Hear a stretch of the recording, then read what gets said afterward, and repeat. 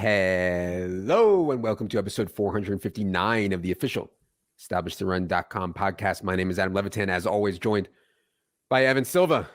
The bye weeks are here. Injuries are piling up massively. Evan, how's it going?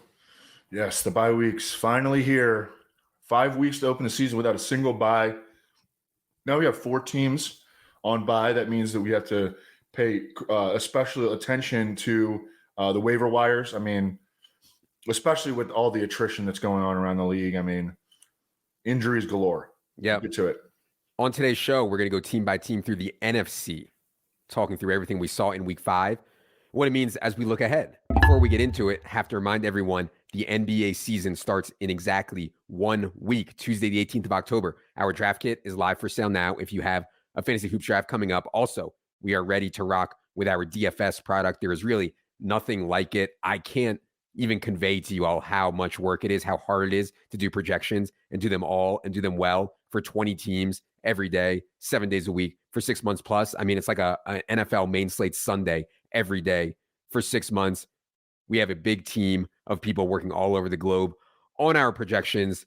We can generate, I think, bigger edges because it's so hard through Dink and his projection team. So be sure to check that out on the subscribe page. Also, this podcast is brought to you by our friends at Underdog Fantasy. The Best Ball Resurrection Tournament they're running, Best Ball for week 6 through 17, does lock this weekend.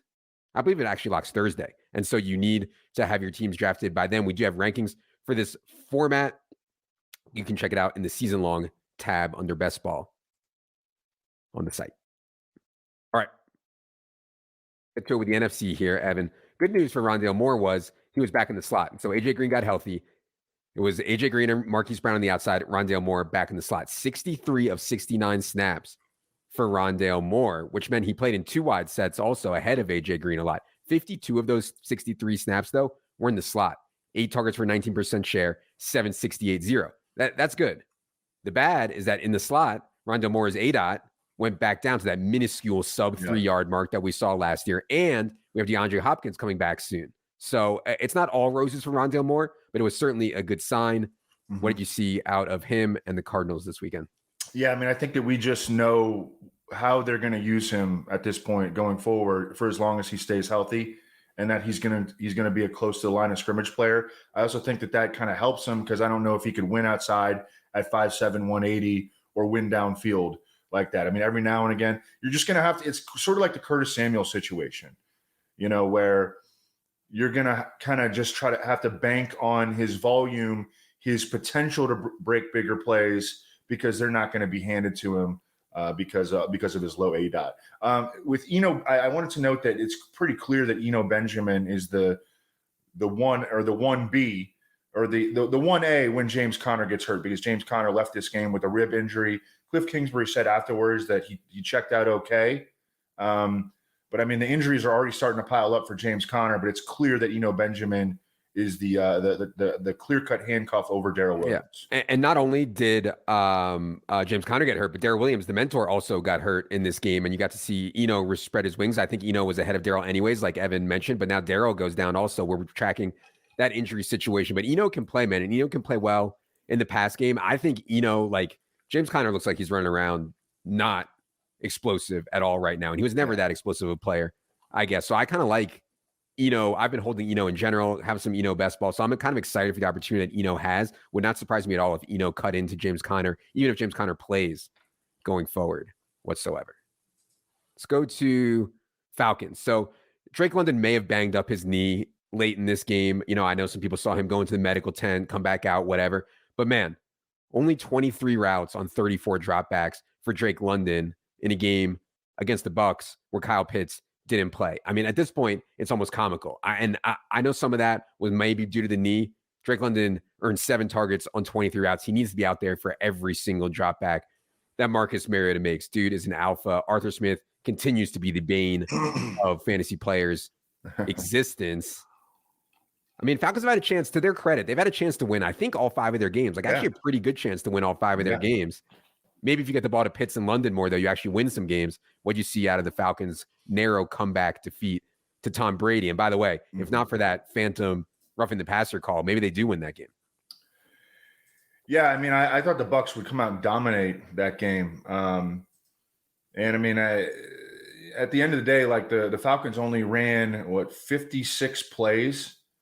Um, and I mean, obviously it was disappointing with Drake London, but I mean, the Falcons like really didn't possess the ball in the game.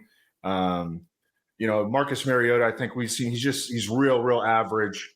Arthur Smith, I think, has done a pretty good job of real life coaching, but obviously he's not helping us in fantasy at all at this point. I mean, there really isn't a pass game member that you can actually count on right now. And I thought earlier in the season that we would be able to count on certainly Kyle Pitts, but he's hurt. But Drake London, I mean, even in a situation where Kyle Pitts is out, Drake London did not deliver for us. I mean, my thing is like, yeah, they're trying to win games. He's trying to win games. Maybe getting the ball to Kyle Pitts and Drake London would help you win games, right? Mm-hmm. And like, I'm no NFL coach. I'm no hand in the dirt guy, but man, I find it hard to believe that it can't be some convergence there. But anyways, it's not our job to complain about what they should do. It just is what it is on what they actually do right now there in Atlanta. Let's go to Carolina. I mean, a lot going on with Carolina. So they lose the game to San Francisco. They were never really competitive in the game.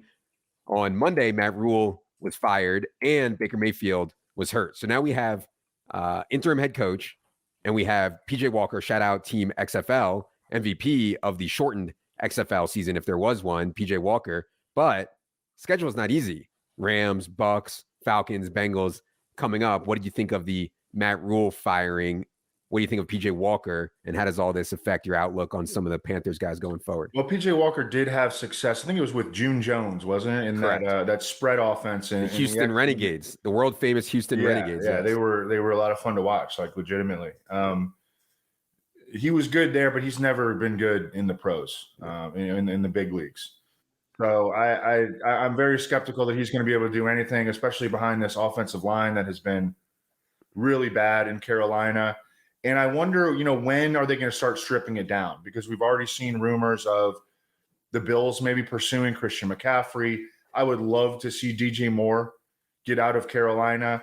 The Panthers they're probably going to have like a top 3 pick in the draft. They might have the number 1 overall pick in 2023, but they need more draft picks. I mean, so I think it would make sense for them to tear it down. Brian Burns on defense is another guy that I could definitely see being shopped, but they traded away a future pick to go get Matt Corral, who's not even going to play for them this season. Like, they need more draft picks. They traded for Baker Mayfield.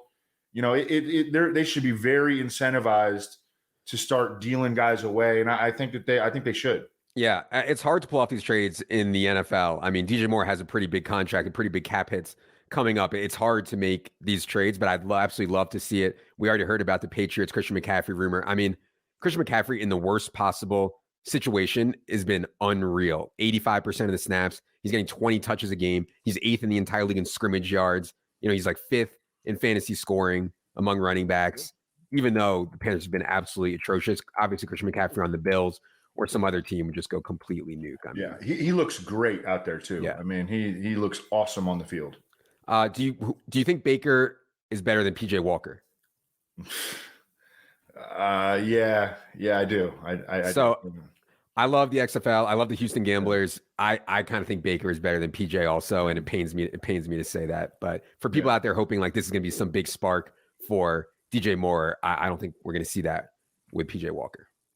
Let's go to Chicago. So Dave Montgomery comes back fast from whatever his issue was, ankle, knee, whatever. He comes back. He only misses 1 week, plays 72% of the snaps, 18 routes on 29 dropbacks. I thought also this was the best spot that Justin Fields had all season to actually throw the ball and throw reasonably, and he did to some degree. What did you think of the Bears' loss to the Vikings? Yeah, and Darnell Mooney had just like an insane catch deep downfield. Of course, he only finishes with 52 yards on 5 targets because Justin Fields only dropped back to pass 23 times and finished with 15 completions. Justin Fields, because he was productive as a runner, because it was sort of a low-scoring week, and he did average almost 10 yards per pass attempt, he finished as a top 12 fantasy quarterback on the week. This was his best fantasy performance.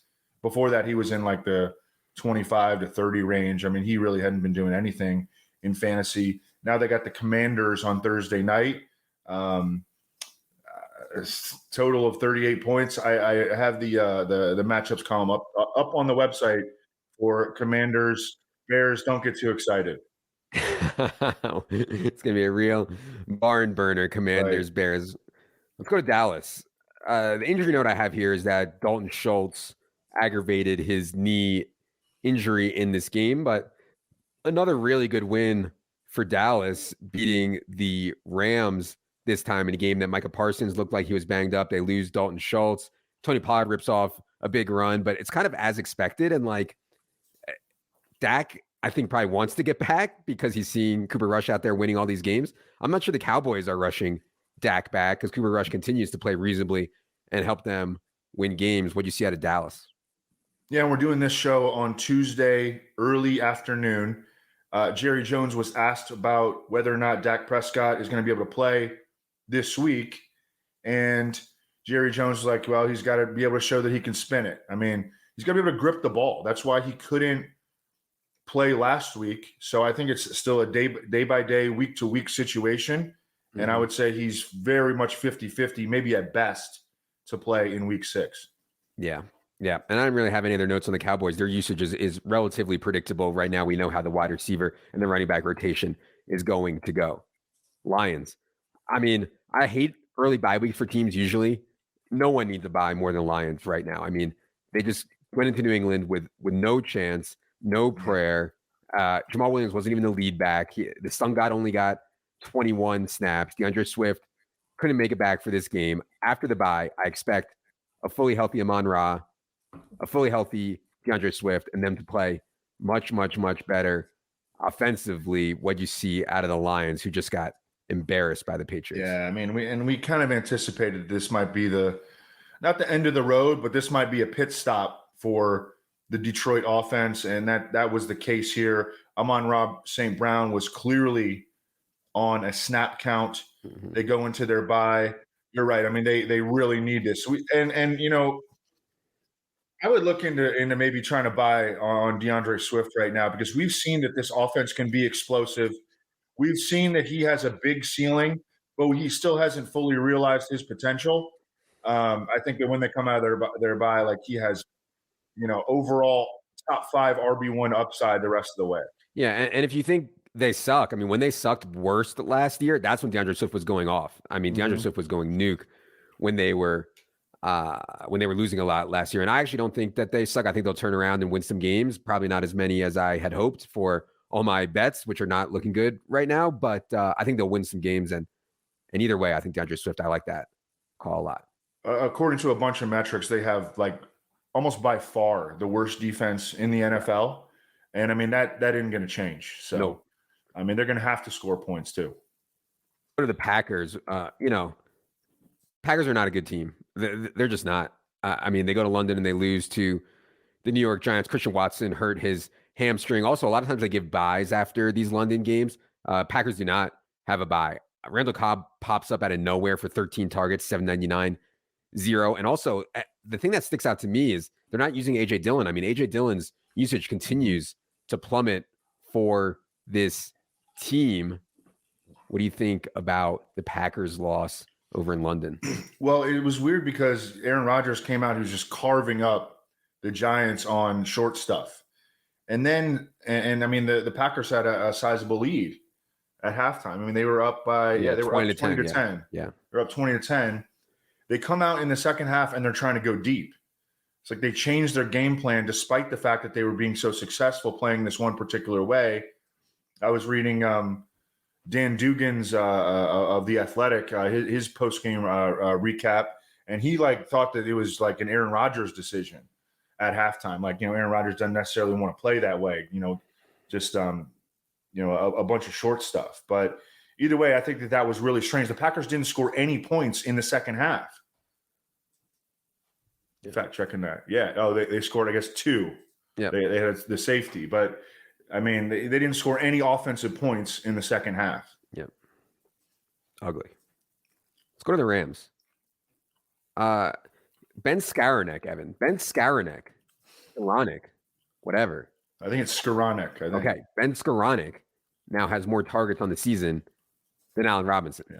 Allen Robinson is down to an 11.9% target share. The pass game has lost so much since last year. If someone wanted to drop Allen Robinson, I would not kill them for it at all. I mean, Van Jefferson might be back. They might get Odell back at some point. I don't know about either of those two guys. But either way, Higbee and Cooper Kupp are taking such a huge percentage of the target share. Even if you think Allen Robinson can still play, he's just not earning any targets. So what do you say to people who have Allen Robinson? Are you okay dropping him? Would you try to hold him? Anything else on the Rams? I mean, I do think that it's worth noting that, and again, they not only, they don't trust their pass protection, but they can't pass protect right now. David Edwards is now back in the concussion protocol.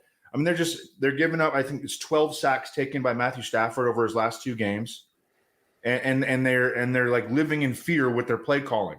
And Allen Robinson, this offense is a boundary perimeter receiver, and the ball's not going to be going to him, when they're facing pass rushes like Dallas's.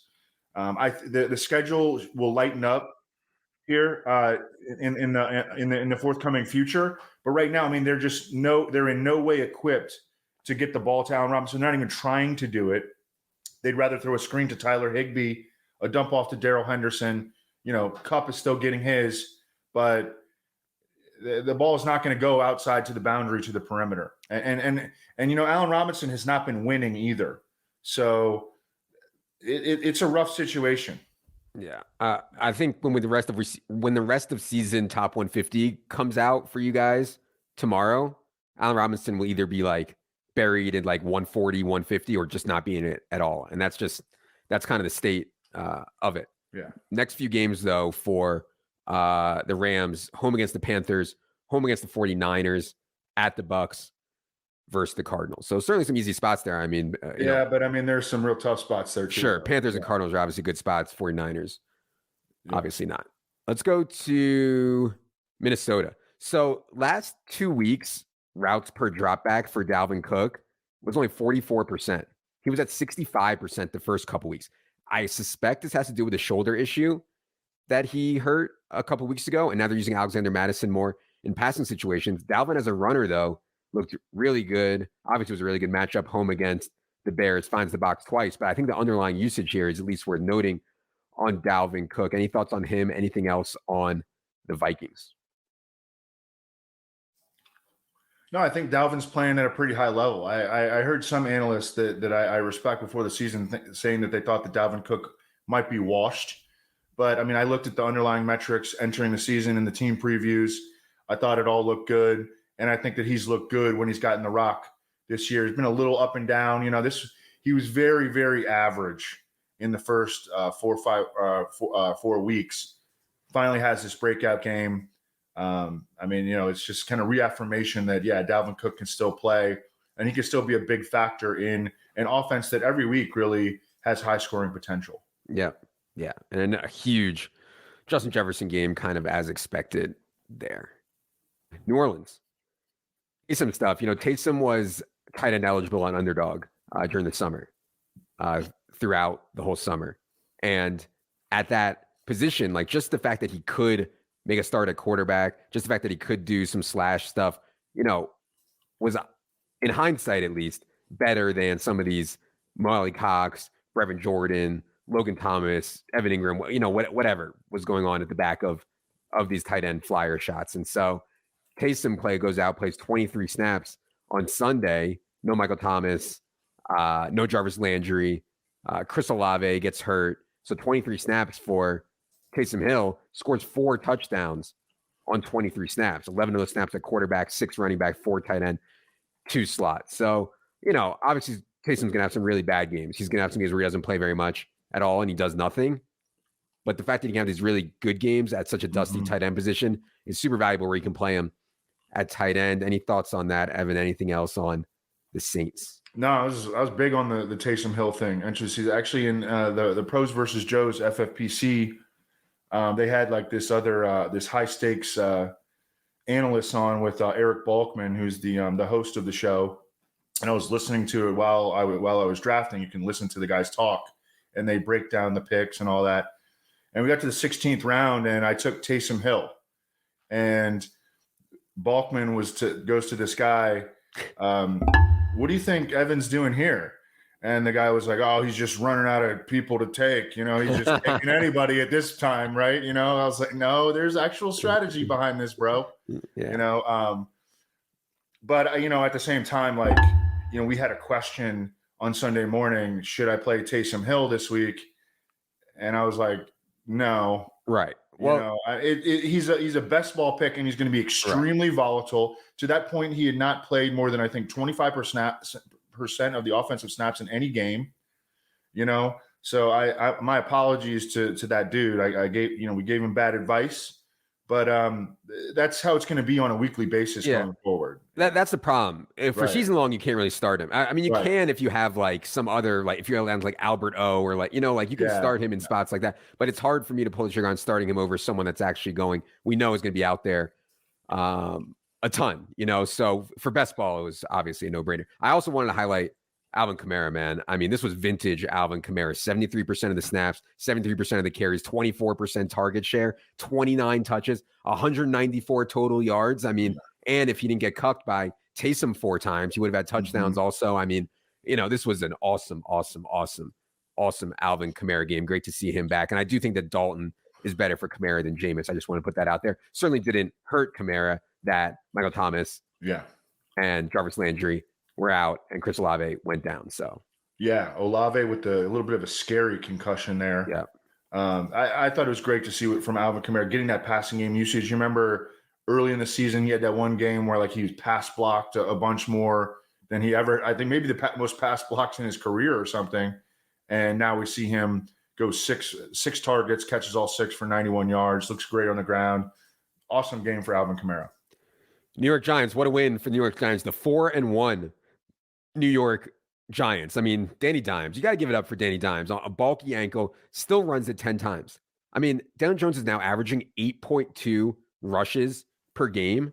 That's significantly more than Josh Allen, Kyler Murray, Russ, etc. I mean, Daniel Dimes, despite having an egregious wideout and tight end core, is still scoring in fantasy 13, 14, 15 points a week. Shout out to him. I will say, though, this has to be one of the worst 4-1 teams anyone's ever seen. I mean, they're like a 5-point road dog. I think I saw this week. A 5-point home dog this week to the Ravens. And so that's what the market thinks about the 4-1 Giants. But anyways, what do you think of their win in Green Bay? Yeah, I never heard so much praise I've never heard so much praise for a 13, 14 point fantasy quarterback performance than what Adam Levitan just gave. But but Daniel Jones has played well considering his situation. Absolutely. I mean, his yards per attempt in this game, 8. Their tackles have been really. Andrew Thomas is like the highest graded tackle in the league right now, according to Pro Football Focus. I mean, he's really come on. He kind of struggled in his first season. Brian Daboll has been, excellent as a coach. Just they have so many weaknesses, but he's able to sort of minimize, or he maximizes the things that they can do. Get it to Saquon, get Daniel Jones on the move. Yeah, capitalize on those strengths and build the offense around that, because they don't have much else now. I thought it was like a little ridiculous how after this win, like all these, goofballs come out on Twitter like, oh, the Giants, they're for real now. The one thing to keep in mind, though, is that they have a really easy schedule. So, I mean, they could end up winning 9-10 games. I think that's squarely within the realm of possibility. The Giants' wins this year are against the Titans, the Panthers, the Bears, and the Packers. I mean, I don't want to take anything away from it, but it is what it is. One thing that I'll say from a fantasy perspective on all this is if Kadarius Toney can ever get out there, I think he's going to be an asset. He just can't get on the field. I mean, he keeps aggravating his hamstring, one hamstring, other hamstring. I mean, it's like performance art at this point. He literally can't practice for like 2 years. He's barely practiced. And so it's hard, but I'm still trying to hold Kadarius Toney where I can. Ravens, Jaguars, Seahawks, Texans, Lions next for the Giants, as Evan said. Outside of this Ravens game, pretty soft I feel like it looks kind of silly in hindsight. Remember, they just seemed like they were trying to force out Darius Slayton. Yeah. I mean, he's like their only receiver that can play. Yeah. You know? I always thought Darius Slayton could kind of play. I mean, but yeah, me too. I don't know. It must be something behind the scenes. And I also wanted to point out that Marcus Johnson, who they had just elevated off the practice squad, was their number one receiver in terms of snaps and routes. Yeah. What a mess. Eagles. Another Eagles win. I mean, pretty clearly the best team in the NFC, I think. Dallas Goedert has a really good game. Devonta Smith, I know we keep talking about it. He's so good. Like, to me, the talent difference between Devonta and A.J. Brown is not that wide. Obviously, A.J. Brown is more physically imposing, but Devonta Smith is such a talented player. Jalen Hurts, now on pace for 231 carries this season. NFL record is 176. I mean, For absolutely. For a quarterback, sorry. Yeah. Absolutely ridiculous. Eagles almost blew it, though. Came back, or it didn't come back, but they held them off at the very end. What do you think of Eagles win in Arizona? Well, I think that other than the things that you pointed out, what stood out to me was that, or what has stood out to me is that Dallas Goedert is like a stud. You know, every year we enter the season with maybe 12 to 14 tight ends that can be actual impact players on a somewhat weekly basis. And then it gets narrowed to like 4. I mean, it's, you know, and he's one of the 4 right now. Yeah. You know, he's a guy that you can trust every single week. They built this game plan around him. They wanted to attack the Cardinals linebackers. They're throwing him screen passes. He's a guy that you can count on week to week. And that's very rare. All right. Let's go to the San Francisco 49ers. Got a big game from Jeff Wilson, 7.1 yards per carry, gets a goal line touchdown. Tevin Coleman was mixed in a little bit, but again, Jeff Wilson was the feature back. Debo gets there on a touchdown, but only 2 catches in this game for Debo. They didn't really use him as a runner, as they often don't when they don't really need him. What you see out of San Francisco's win in Carolina that got Matt Rule fired? Well, I was really worried about the 49ers pass protection down. Trent Williams, his backup, Colton McKivitz, also was out, and they held up fine. I mean, 2 sacks of Garoppolo on 32 attempts, only 5 quarterback hits delivered by Carolina. You know, it's Kyle Shanahan, like, he understands his team's weaknesses and he can work around that. And I mean, I think they, you know, obviously they executed. They pounded the Panthers, got the other team's coach fired. Their running game, you know, you're not supposed to be this good in your running game when you have like a terrible offensive line. But they're still able to do it. Jeff Wilson runs hard, man. Yeah. And this goes back to the 90s with the Shanahan scheme with his father, Mike Shanahan. I mean, they would just put anyone in there, any offensive line, run the scheme and be efficient in the run game. It's crazy. Seattle. Geno stuff is not going away, man. Geno Smith stuff, for everybody wants it to go away, it's not going away. Geno leads the entire NFL in passer rating. And if you watch the games, he is throwing some stone cold dimes. I mean, absolutely frozen ropes in like small windows to Tyler Lockett. Really, really impressive. Gets Arizona next. Then Chargers, Giants, Cardinals again, Bucks, Raiders. Like, Geno is an asset right now, and the target share is so tight. Just awesome to watch. The story, though, is Rashad Penny, unfortunately, done for the year after breaking his leg. Yet another devastating injury for Rashad Penny, which brings us to the Kenneth Walker. Kenneth Walker, as it breaks off a big run in this game. What do you think about Kenneth Walker going forward, Evan, and anything else on the Seahawks? The Seahawks are number 1 in the NFL in offensive DVOA right now. Their 2 rookie tackles, Charles Cross and Abe Lucas, have been absolute studs. And Geno is playing out of his mind. And they have 2 really good receivers. You know, two great receivers, yeah. like great receivers. And, you know, I thought that this was an apt comparison. Matt Harmon made the comparison between 2022 Geno Smith and 2015 Ryan Fitzpatrick. And now I think that, and that was the big year with Decker and Brandon Marshall. Mm-hmm. I thought that that's a very apt comparison for a variety of reasons. But I also think that Geno Smith is more skilled than was Ryan Fitzpatrick. And I mean, I don't think it's going to end. And also, Geno Smith, did he run in this game? He ran in the last game, a little bit. He ran in the last game. You know, he's been running a little bit. It's not designed. It's not really designed runs. He runs when pressured, but that's okay. Yeah, which is fine. Yeah. So I think we'll be talking about him, every week for the foreseeable future. Well, we'll certainly be talking about him Friday because, the market has not respected him enough. And so he's still I think 5,400 or something on DraftKings against the Cardinals. And so we'll certainly be talking about him on Friday night's show. Yeah, and Kenneth Walker is now in position to be a potential league winner. Go ahead on Kenneth. Go ahead on Kenneth. We talked about this last week that, look, we love Rashad Penny, right? But he has an extensive injury history. Lo and behold, literally the next week, Kenneth Walker is now in the driver's seat. Yeah. I mean, in what's a good offense, a really good offense. Yeah. I actually don't. Yeah. I don't even want to get into the injury stuff, but I think Rashad Penny, whether you had an injury history or not, if you break your leg, you break your leg. It's just a fluke thing. But anyways. Yeah.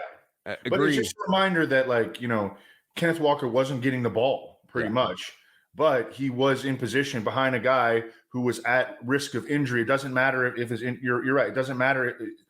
Although I think that's something to consider is the starter's injury history. There's a talented dude here who's not getting the ball behind a running back who, and if that guy goes down, you have a guy in a good offense ready to go. And I mean, Kenneth Walker's ready to go. My only devil's advocate on Kenneth Walker is he going to play in the pass game, or is it going to be DJ Dallas? Is it going to be Travis Homer when he gets healthy? That's one question. The other question is, do you think Seattle's going to sustain offense? I kind of think that they will. But I'm sure there's some people out there who think that they won't. That would obviously be bad for Kenneth Walker. But yeah, certainly. No, I think he's going to be more along the lines of Rashad Penny, where it's going to be a lot of early down stuff, but he's going to get all the goal line stuff in a good offense. Yeah, there are going to be some bumps because he's not going to play a lot in the passing game. He didn't play a lot in the passing game in Michigan State either. Yeah. Let's go to Tampa. There was some talk in week 4 that Rachaad White, and I thought it was maybe the case, that Rachaad White really only played a lot in that week 4 game because they were down by so much. They were coming back the whole second half. Rachaad White mostly playing the second half. In this game, they were winning the whole game, the Bucs were, and still, Lenny 49 snaps, Rachaad White 31. Lenny 29 routes, Rachaad White 22. They got off a ton of plays here, allowing them both to succeed, but you can see how valuable the Tampa Bay running back role is. I mean, it's ridiculous. Lenny goes out and catches 10 balls on 29 routes. I mean, Tom Brady annually, one of the highest throw rates at running back in the entire league. But it just emphasized to me that they feel good about Rachaad White. They want to get Rachaad White out there, which was good to see. Remains just clearly one of the best handcuffs in the entire league, not even close. Yeah. What do you see out of Tampa, Evan? Yeah, and I mean, I think that they need to do this. They need to do this because that workload that they were giving Fournette in the first few games, no one can hold up on that. Yeah. 52 attempts here for Brady. I was a little underwhelmed by the production of Evans and Godwin, but this is also a team that has offensive line issues, and it makes sense for them to throw higher percentage stuff to guys like Cade Otton and a ton to Fournette. Yeah, here, yeah. I was just gonna say I thought Cade Otton looked good, man, and I don't know how long Cam Brate is gonna be out. If he's going to even miss another game, but Cade Otton's role was awesome. He played a ton, and Brady was not afraid to throw him the ball at all. I mean, early and often, Cade Otton was involved. Certainly something to watch there. And I think that Russell Gage is just kind of dust as long as they're trying to play him on the outside. Because Godwin's back in the slot where he belongs, and Gage is just kind of running wind sprints out there. Yeah. Last one we're going to do here for NFC is the Washington football team. I mean, Carson Wentz leads the entire NFL in dropbacks with 241. I don't know what they thought was going to happen if you drop back Carson Wentz a league leading time. And I know some of that was game script stuff. I get it. But 241 times in 5 games with Carson Wentz and that offensive line is asking for trouble. He's taken 20 sacks. He's thrown 6 interceptions. Rivera's quarterback's a problem, et cetera, et cetera. It's just a mess again for a Carson Wentz-led team. The other note I wanted to make was, Antonio Gibson, it's GG for Antonio Gibson. Brian Robinson comes back in his first game since getting shot, and Brian Robinson plays 18 snaps. Gibson plays 20. They're talking about using Gibson in the return game more next week. Gibson is going to be, I don't think people can drop him yet, but it's on the way to that. What do you see out of Washington's latest loss, Evan? GG is a good game, right? Good game. It's over. Yep. GG is good game. Okay. Good game. It's over. See you. Hit what we used to say back in the day, us boomers, we just say good night. Yeah. Good night. Give him the Steph Curry, put him to sleep. Yeah.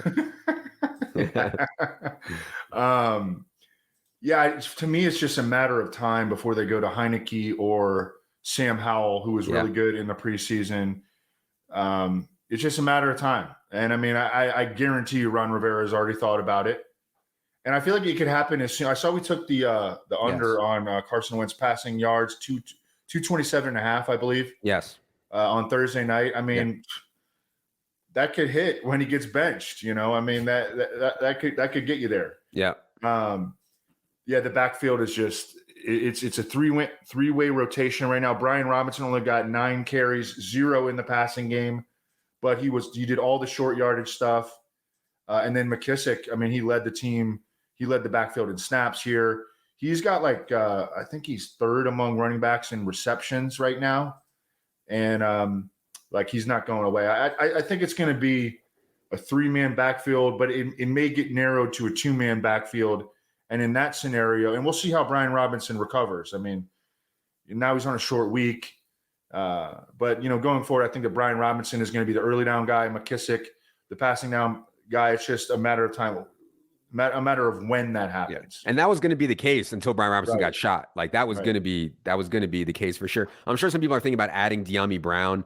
Evan, he only earned 4 targets on 38 Wentz attempts. He was their 4th receiver here. He was behind Cam Sims, even Cam Sims, right. And also Jahan Dotson could be back soon. So I'm not going to be looking to add De'Ami Brown at all, but I just wanted to note that because I'm sure some people are looking at the box score and was like, oh, De'Ami Brown went for a zillion fantasy points. That would surprise me if that was a repeat. No. And also, it looks like because neither Dotson nor Logan Thomas have practiced this week. So it's looking like, I guess De'Ami could have another day here against the Bears. I mean, De'Ami's going to play. I would not add him. I think he's like a guy that you look at on Showdown. Yeah. Yep. We'll talk about him on the Showdown show on Thursday. For sure, you can check out Cody's article where we'll be breaking down all the Cam Sims, De'Ami Brown stuff for Thursday's Showdown slate. That is going to do it for the NFC Team by Team podcast. Stay tuned. We'll be back later tonight with the AFC Team by Team podcast. Be sure you are subscribed on YouTube or wherever you are listening to this. Helps us out a ton. For Evan, for producer Luke, I'm Adam. Good luck, everybody.